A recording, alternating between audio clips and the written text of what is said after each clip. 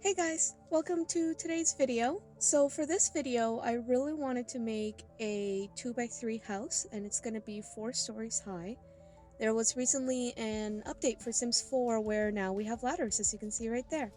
Now, with the ladders, I was kind of hoping that you could put them straight all the way through, but you couldn't, so I kind of needed to take up 2 tiles just to be able to put ladders all the way up.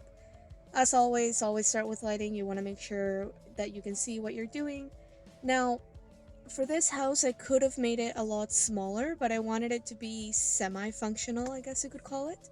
So there's gonna be even a computer and a TV and whatnot, which you don't necessarily need in the house. And if you saw my previous video, the bathroom could have been a lot smaller as well, but we had a 2x2 space to work with instead of a 1x3, just because the ladders would work out best if they were going to be side by side. So here you can see me playing around with the kitchen. I was really struggling to see how it would be best to put it in. Kind of considered putting in a table at one point as well, but you'll see that I don't in the end. The reason for that is that having a table and a chair was probably going to be blocking either the door or the ladder. So I ended up just putting those 4 things that you see in there and then just put a sink on a counter. And this is kind of the office area that I mentioned that this building doesn't really need, but I thought it would be nice to have it in there just because why not? We have an extra floor to play with since the limit is 4 floors. And this is kind of like the TV room, I guess you could call it. Now, for this one, I do notice that the chair is clipping a bit. I fixed that at the end, so don't worry about that.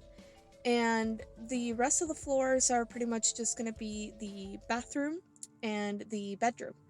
Now, these are very tight, especially the bedroom. As I mentioned, I don't really know who realistically would want to live in something like this, but it is there and it does work. If you want your Sims to use it, it is completely play tested, and it's actually inexpensive enough to be able to be a starter home as well. So this is a house that will only accommodate one Sim. There was no way I was going to fit a double bed in there unless I made it a lot bigger than I wanted to, and I really wanted to keep it at a 2x3. But that's basically what the layout is going to be. After this, I'm going to be playtesting it, and then I'm going to be decorating the outside and whatnot, trying to make it look a little bit more like it belongs there instead of just like, oh, there's a weird tower in the middle of nowhere. But I hope you enjoy the video. Thank you so much for watching.